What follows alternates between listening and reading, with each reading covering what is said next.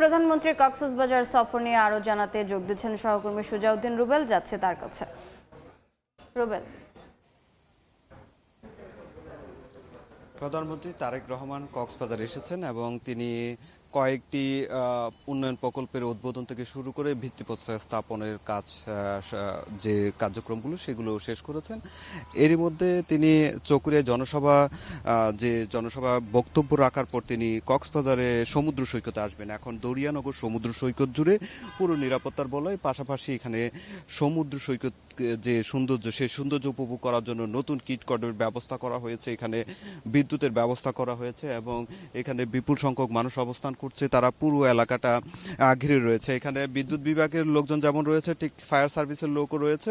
এর পাশাপাশি কক্সবাজার জেলা প্রশাসনের যারা বীজ কর্মী রয়েছে, তারা একযোগে সবাই সমুদ্র সৈকতের দরিয়ানগর পয়েন্টে অবস্থান নিয়েছে এবং সকাল থেকে এখানে নিরাপত্তার বলয় যেমন তৈরি করা হয়েছে, দুই পাশে 2 কিলোমিটার এলাকা জুড়ে নিরাপত্তার বলয় তৈরি করা হয়েছে। তার পাশাপাশি এখানে যারা কর্মকর্তারা রয়েছেন তারাও কিন্তু চেষ্টা করছেন এখানকার পরিস্থিতি স্বাভাবিক রাখার জন্য। আমরা মেরিন ড্রাইভ অংশ দেখছি, এখানে বেশ কিছু পর্যটক কিন্তু নামতে চাচ্ছে, কিন্তু যেহেতু নিরাপত্তার একটি বিষয় রয়েছে সেক্ষেত্রে তাদেরকে নামতে দেওয়া হচ্ছে না, সেই বিষয়টি আমরা লক্ষ্য করছি।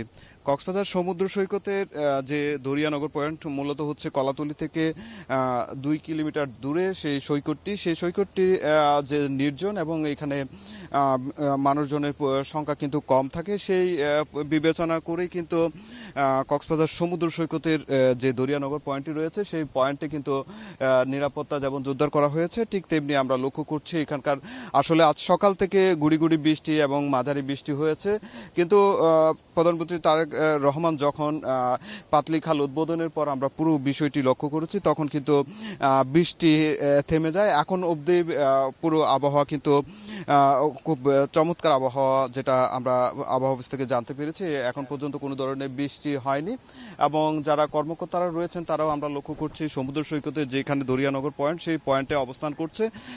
তারা অনেকে বিদ্যুতের যে কাজ রয়েছে সেই বিদ্যুতের লাইটিংয়ের কাজ সেটি শেষ করার দ্বার প্রান্তে।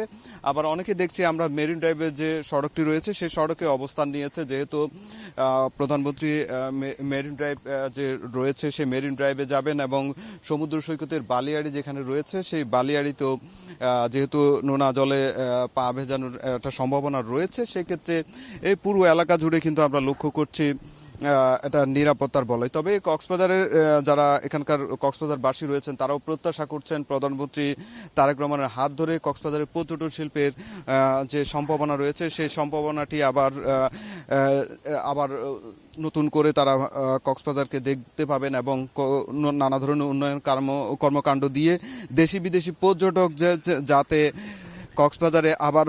কক্সবাজারে বৃদ্ধি পায় সেই ক্ষেত্রে নানা পরিকল্পনা গ্রহণ করবেন এবং কক্সবাজারের যে মেরিন ড্রাইভটি সেটি 4 লেনে করা হবে সেই প্রত্যাশাও করছেন।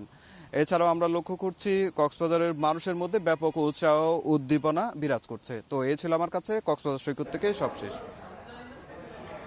কক্সবাজার থেকে প্রধানমন্ত্রীর সফরের সর্বশেষ জানাচ্ছিলেন সহকর্মী সুজাউদ্দিন রুবেল।